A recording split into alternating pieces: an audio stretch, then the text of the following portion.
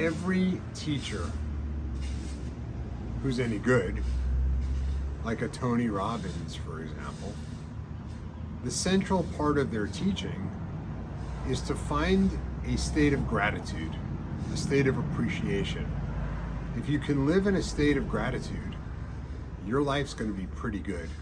You'll be pretty happy. You won't need antidepressants. You won't need to drink too much alcohol, although a little's fun. You won't need drugs. You're going to be pretty happy with whatever comes your way. So with that in mind, I'm going to share a little secret with you. This is the central prayer in the Jewish religion. But it's not Jewish per se. It's really the key to getting into a state of gratitude. That's the whole thing. So I'm going to read a little bit of it to you. You shall love the Lord your God with all your heart, with all your soul, and with all your might. And these words which I command you today shall be upon your heart. You shall teach them thoroughly to your children. And you shall speak of them when you sit in your house, when you walk on the road, when you lie down, and when you rise. And it will be, I'm going to skip, and it will be, if you will diligently obey my commandments, which I enjoin upon you this day. What is that? To love your God and to serve him with all your heart and with all your soul. What are you going to get? I will give you rain for your land at the proper time, the early rain and the late rain, and you will gather in your grain, your wine and your oil, and I will give grass in your fields for your cattle, and you will eat and be sated. Take care, though, lest your heart be lured away, and you turn astray and worship alien gods and bow down to them. For then the Lord's wrath will flare up against you, and he will close the heavens, so there will be no rain. Climate change. And the earth will not yield its produce, dead soil, and you will swiftly perish from the good land which the Lord gives you. I'm not going to finish that. It goes on. The point is, what is loving God? What does that mean? How do we love God? Well, I think it's to love God's creations.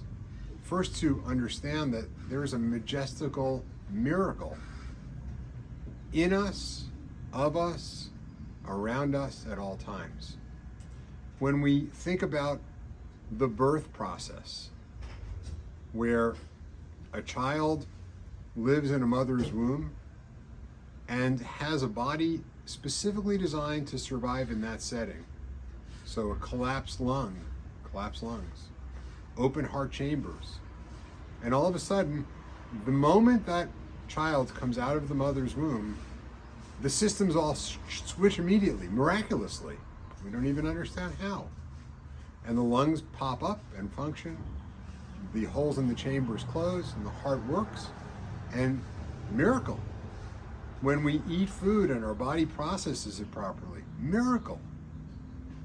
Everything's a miracle. We can't understand it.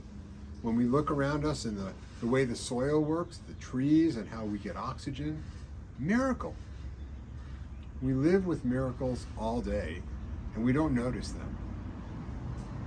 If we did appreciate them, if we did appreciate each of God's creations and the miracle of them, the perfection of them, we would do everything in our power through the love of God and the love of all of the creations he's given us, including our own bodies, to honor that with kindness, to honor that with intense commitment to supporting it, supporting our lives, our healthy bodies, supporting our fellow men and women in their struggle every day. Would we amass way more money and resources than we need and allow our fellow men and women to go fallow and starve? No, we wouldn't if we loved God, if we appreciated that. So loving God will make us more generous because we'll see his creations and want to support them. If we love God, would we damage the environment?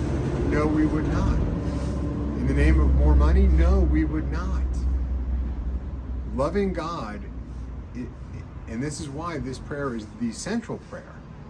It's repeated 3 and 4 times a day by Jews all over the world.